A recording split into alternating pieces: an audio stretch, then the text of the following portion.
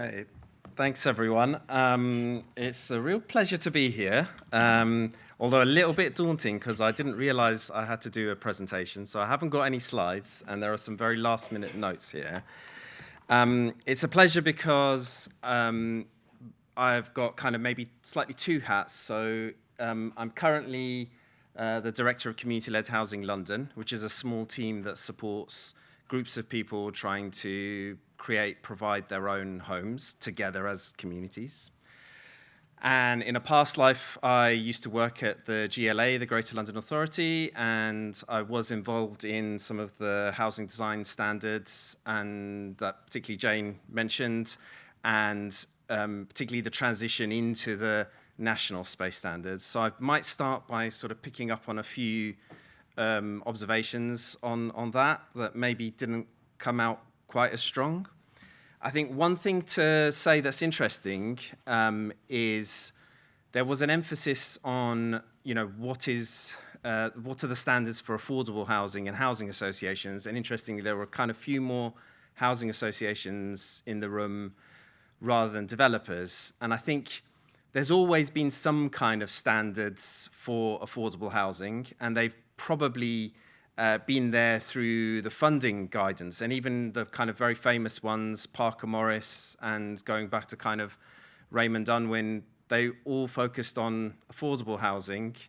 And I suppose that was, maybe the thinking was that, well, the private sector, the market, can choose to, they're not going to choose substandard housing because they've got the privilege of choice through their economic position.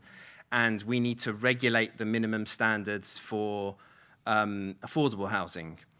I think when we were looking at it in, I don't know, it was probably 2010s in the Design for London team as part of the GLA family, things were very different, where there were still some standards for affordable housing through the funding regime for whatever reason, but there was really very little in terms of particularly space standards for private market housing that developers were building, and we were seeing those become smaller and smaller, and the presumption that people could choose was maybe not quite as straightforward as it might have once been. And a lot of the driver was there to try and get these standards to apply across all tenures. And I think when you think about space standards, it's kind of coming, I might nuance this a little bit later on, but a lot of it just comes from what do we need as humans, and there's nothing fundamentally different that we might need in terms of living space based on our ability to afford or the tenure we might be in. So there was a kind of a thinking of something that was universalizing about that, and there was a mention before, well, it might be very different in Scotland. Well, I would say, well, is it? Do people still need a certain, people are more or less the same size and they need certain things? And we could nuance that a little bit more. The other little thing was there was a fair amount of research in terms of both what was already being provided and also how well, because those standards came in a sort of phased way, gradually over time. And there was a lot more notice than perhaps some of the second staircase, building height, building safety stuff recently. And we had a really good sense of how well individual standards were already being met and which would be the more difficult ones to meet. And there was quite a lot of consultation around that.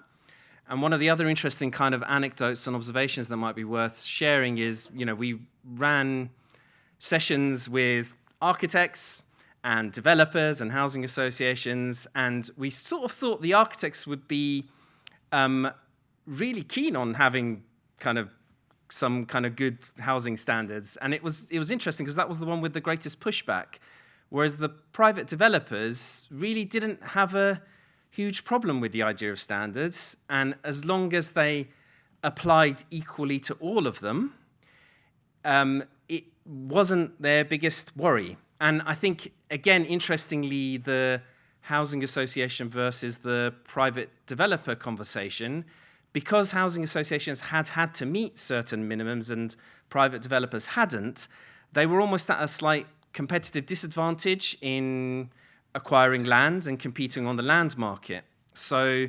that kind of leveling of the nature of housing provision was kind of somewhat a welcome thing in terms of how housing associations could compete and deliver more housing. And I would say from the nature of affordability, there was a lot written, I think, by certain people that, well, if we provide bigger homes, they'll be more expensive to build and so on and so forth. And that will somehow make them less affordable. But that, in my view, I think simplifies the development viability, development appraisal equation, which usually works on a kind of residual land value model. So as long as sizes apply equally, and that is all that anyone can bid for land and work out their calculations, and that's all that anybody can afford to pay for land, it's actually the landowners who, if you like, suffer or can't achieve quite as high as a land value as they might have. If there is slightly more generous space standards. So I think it's worth sort of thinking about that as well. It's not necessarily quite as simple as it is sometimes portrayed at the time, I think, particularly certain writers in the press and so on. So I think some of those points might be worth bearing in mind. So I'm generally quite still a fan of some form of minimum standards, because if you don't have any kind of minimum standards, you may well end up in a race to the bottom, and just the nature of the economic power dynamics in the housing market might lead to increasingly smaller and smaller spaces.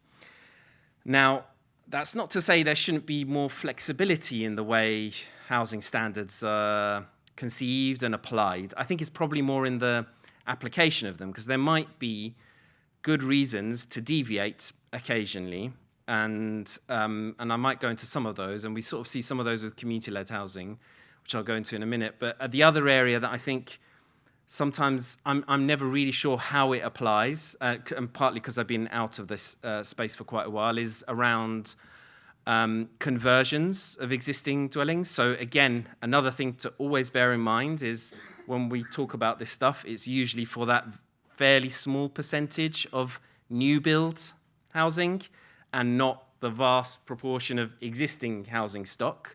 We don't often think about, oh, well, does this thing that was built 200 years ago comply? It might not be relevant, and often you get quite interesting comparisons and quirks around that and what's acceptable to live in, I think. And especially if we are converting existing buildings, or if we're able to include new homes, new dwellings within other existing buildings, there might be constraints around space that make it difficult. And I think the thinking was, again, very beginning of the presentations earlier, there was a mention of, well, it's in the planning system rather than in, say, some sort of legal absolute. And there are pros and cons of both, I would say, but somehow keeping it somewhere in the planning system, in theory, allows for a bit more flexibility and discretion. And I think in order to achieve that flexibility and discretion, you probably need intelligent planning officers. And I think it kind of maybe comes back to how well-resourced the planning service is.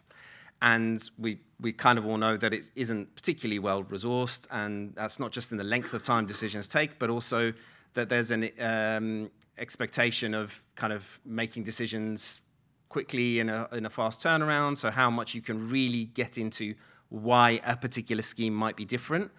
And also I think there's a sort of a fair amount of disempowerment within the public planning profession, where you kind of have I think compared to the past, there was, I've heard this said before, where, something had to be good enough to approve, And now it's sort of a much more risk-averse culture in terms of what gets permission and not, and it kind of has to be bad enough to refuse.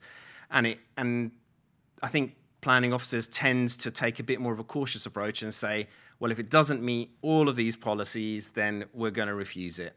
And it sometimes can get away from an intelligent kind of discussion about why things might be different. So maybe I'll talk a little bit more about community-led housing and why things might be a little bit different in some cases. And I think, so community-led housing is a bit of an umbrella term. It includes things like co-housing, housing co-ops, community land trusts, I guess forms of collective self-build or custom build perhaps, and all sorts of other kind of community-led initiatives around housing. And that makes it quite hard to pin down sometimes. And a lot of the work we do is with groups of people who've formed as a community, and that community is self-defined. It can be geographic, so like people in a local area come together and say, we have an issue with affordable housing in our area and we want to do something about it, sometimes for themselves as prospective residents, but also for their wider local community as well. Some groups are much more, you might say, demographic, or just a group of, people that want to live together or be neighbors in one form or another. Some are very tightly demographically defined. And this tends to be, what we might call a more fully mutual arrangement, where only the prospective residents or only the residents of a scheme control what happens in that scheme. And they are going to be the end residents of the scheme. So it's sort of, if you imagine things like self-build on a slightly larger scale or on a collective basis, that would be the case with many housing cooperatives and probably also co-housing groups. And sometimes they also have a particular demographic nature. So a couple of the examples on that in a kind of one end of the spectrum is a group we've been working with for quite a while called the London Older Lesbian Co-housing. So they are a particular demographic, as you can see, self-defined, and maybe have particular needs. And this isn't so much in terms of space standards, but other areas of planning policy that might mean what they want to do and in how they want to live together in older age. Doesn't give you the same unit size mix, say. So they will all be single and maybe only need a 1 bed, maybe 1.5 bedroom place or whatever. So it's some of those things kind of can be difficult to sort of unpick and explain. I think with in that example, they're very good at making their case. Lucia reminded me of another project that we spoke about a long time ago and called Heads Together. And now this is a group of single parents who came together following their experience in temporary accommodation. And a lot of what brought them together was just partly the sort of conditions of temporary accommodation and what that's like to live in, but also how people are kind of piled into it randomly. So, it would be single parents in immediate desperate need, but also people with drug and alcohol problems or all sorts of complex challenges, often coming around, banging on doors at 3 a.m. and that being an environment where you're expected to be bringing up young children, etc. So even the simple thing of, could we separate that out and say, okay, there are these groups and they have these kinds of needs and maybe not mix them together. And that's sort of something to do with housing allocations, perhaps, that, again, isn't a standards thing, but it's a form of bureaucracy, which is, again, there for good reason, but that can affect things. And that sort of also maybe affects things like the London Older Lesbian Co-housing and the other one that has had a lot of coverage, the older women's co-housing in Barnet, Newground, where, again, the local authority would rather just allocate people from the order they come in rather than thinking about how do they fit into this particular community and how that community works. So that's a little side note on allocations. Going back to the point of, like, what does it mean to have kind of resident-controlled housing and how people want to live for themselves. So a lot of the thinking about standards is somewhat top-down in the sense of there are well-intentioned public policy people trying to impose a certain minimum rather than it coming from actually what people might choose to live in themselves. And it's been really interesting when you do work with a kind of preformed group of people who have experiences themselves of their own housing situation and the kinds of things they might choose for themselves. And you sort of think, well, if they want it, who are we to argue around how housing is provided? And I think my most kind of starkest illustration of that was with a housing co-op called The Drive in Walthamstow. And so they're a housing cooperative that in the, I think, early 2000s bought an existing Edwardian villa-type house, quite a large house that I think at the time, and they did that with no public grant support, so it's not sort of housing association type stuff, as many of the co-ops kind of are, but they were able to do that at a time when the market wasn't quite as expensive as it is now, and that building, that house, was almost too big for any family to ever consider buying it, but it was probably kind of just too small for a developer to bother to buy it and convert it into, a couple of self-contained flats. And their model was one of shared living, and it's an interesting mixture because in their case, it looks a lot like what you might call an HMO, house in multiple occupations. So probably very familiar in the form of house shares and flat shares and so on. And that involves you having your own private bedroom, but sharing the kitchen space, sharing bathrooms in their case. And they had, I think, about 8 bedrooms in this large building that they bought. They also had quite a large garden. It was on the edge, and they, over time, had paid down most of their mortgage that they bought the house with collectively and had set aside money and even done a little bit of initial feasibility designs for another similar building development in the back garden facing the street. And the idea was the existing building was in quite a poor state, so they wanted to upgrade it in terms of its environmental performance. And in doing so, all the current residents would move to the back garden, new development, and they'd retrofit the existing building and bring in new residents and effectively double the size of the cooperative. And that was interesting because at the time, we were working closely with the GLA on the Community Housing Fund, which had small amounts of revenue funding to help groups on a kind of favourable, repayable terms of repayable grants to achieve planning permission, which, as we know, can cost sort of several £100,000 these days. And for startup or for even small groups, that's money that they could be using on the development, etc.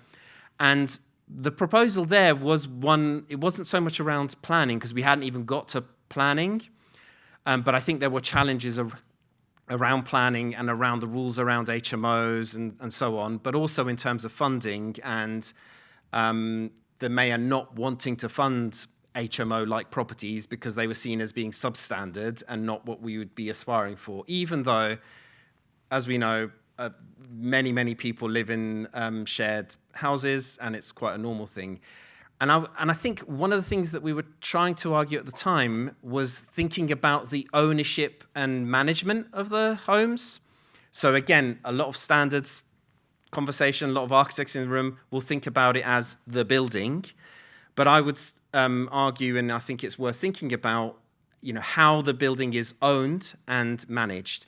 And that means if it's owned by a group of residents who are effectively their own landlords collectively as a housing cooperative, it's a very different thing to having the exact same built typology owned by a private landlord who may have different motives to the residents, maybe more profit maximization interested, may want to minimize the spend on maintenance and management, and might not care if it's, you know, overcrowded or whatever, and will probably try to maximize the rents and all of those kinds of things. Whereas I think the dynamic is completely different if you have the actual residents controlling their own homes collectively as a community.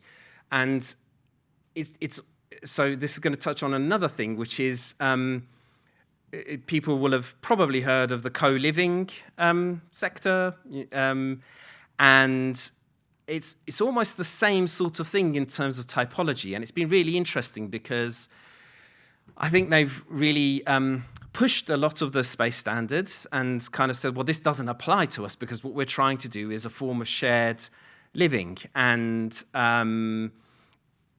which may be fair, but again, I think the key question to ask, and to also say, very often they are backed by external investors with expectations of return. So perhaps just a slightly more professional version of the individual private landlords with a shared house. And I think it's been interesting to see how far they've got through that money, the comms, the sort of lobbying publicity, to the extent that there is now a special supplementary planning document on purpose-built shared living, which applies to over 50 bedrooms. So currently there's a bit of a gap in the under 50 zone, which is probably where a lot of the kind of shared co-op-y schemes or communities occupy. And how much they've kind of defined that as this isn't housing and this is a different kind of living and something else has been really interesting for me to see. And also how much I think even academics kind of mix the two, and possibly a lot of architects do as well, because they're looking at it purely from the kind of physical typology of the housing and the fact that, okay, some things are shared. And rather than thinking about what's the ownership structure, what are the power dynamics in the housing. Perhaps a final thing to mention is a lot of community-led housing isn't any of those things. And most of the needs of people are for normal-sized or minimum-sized housing, or adequate housing, shall we say, without any special bells and whistles. So they're not necessarily looking to innovate in terms of design or the physical layout of anything. Occasionally where they do maybe want to share some things, or it's not just about how they're shared, but it's control over perhaps some of the bits of the lived experience that maybe affect the sense of community in a place. So it might be as simple as, are there fences between back gardens? And we see that in a lot of co-housing schemes. The only thing that might be shared might just be the garden space. So it kind of comes back onto this kind of presumption that we have private outdoor space. You know, maybe does it all need to be private? Could it be a little bit more shared? And if that's what the residents choose. So I think I might leave you with that probably, and I don't know how long I've gone on. Hopefully that was interesting. Thank you.